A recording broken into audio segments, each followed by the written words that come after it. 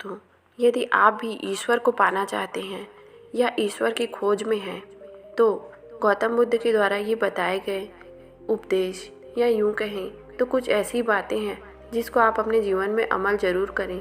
अमल करने से हो सकता है आपको ईश्वर आपके पास मिले।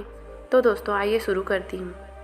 दोस्तों, गौतम बुद्ध कहते हैं कि ईश्वर पृथ्वी पर भ्रमण कर रहे थे कि उन्हें दूर से शैतान आता हुआ दिखाई दिया। शैतान ने दूर से ही ईश्वर को पहचान लिया और तुरंत ही वह सड़क के किनारे की झाड़ियों में जा छिपा।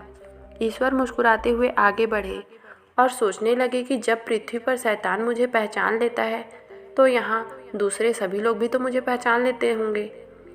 ईश्वर आगे बढ़े तो उन्हें एक भक्त मिला, पर वह ईश्वर को पहचान नहीं पाया।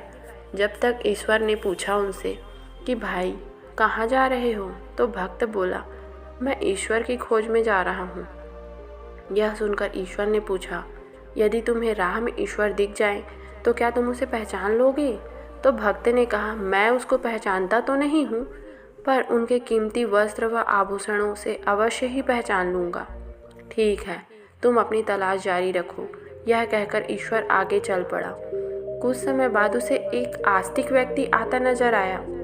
वह ईश्वर को न पहचान सका, तो ईश्वर ने उससे भी पूछा कि वह कहाँ जा रहा था। आस्तिक ने कहा कि वह अपनी आत्मा की खोज में जा रहा है। ईश्वर ने उसे प्रश्न पूछा कि तुम्हारी आत्मा तो तुम्हारे ही अंत में है, वह बाहर कैसे मिलेगी? तो आस्तिक बोला वह तो मुझे पहले भी बताया गया था, पर बाद में तो मुझे पता चला कि वह भटक गई है, अतः मैं उसे खोजने चला जा रहा हूँ। तब ईश्वर ने पूछा यदि तुम्हें वह राह में तुम्हारी आत्मा दिख जाएगी तो क्या तुम उसे पहचान लोगे? वह बोला मुमकिन है कि मैं उसे पहचान लूँगा, क्योंकि सुना है उसमें ईश्वर सा तेज होता है। तब ईश्वर ने पूछा क्या तुम जानते हो कि ईश्वर का तेज कैसा होता है? वह बोला ईश्वर का तेज शुद्ध सोने की तरह चमकदार होता है।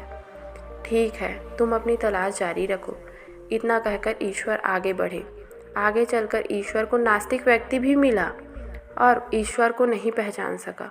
ईश्वर के पूछने पर उसने बताया कि वह स्वयं की खोज में निकला है। यह सुन ईश्वर ने उससे खुद पूछा कि यदि राह में कोई तुम्हें मिले और तुम कैसे पहचान पाओगे कि तुम ही हो या फिर कोई और है?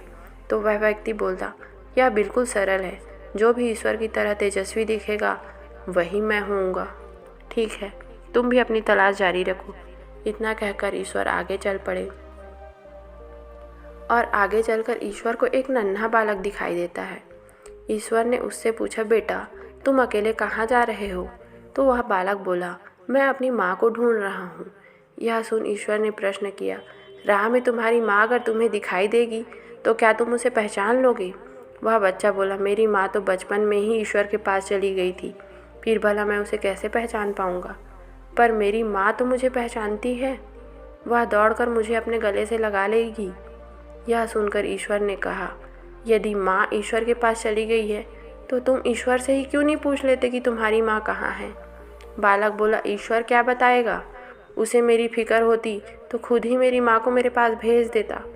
मैं ईश्वर को ढूंढने में अपना समय क्यों व्यतीत करूँ? यह सुनकर ईश्वर ने कहा बेटा क्या तुम मुझे नहीं पहचानते? मैं ही ईश्वर हूँ। तब बच्चा बोला तुम ईश्वर नहीं हो, यदि तुम ईश्वर होते तो मेरे समय बर्बाद नहीं करते। ईश्वर दयालु होता है और तुम्हारे समान निष्ठुर नहीं होता। वह मेरी माँ को अपने साथ लेकर मेरे सामने आता। यह सुन ईश्वर भी निरुत्तर हो गए दोस्तों।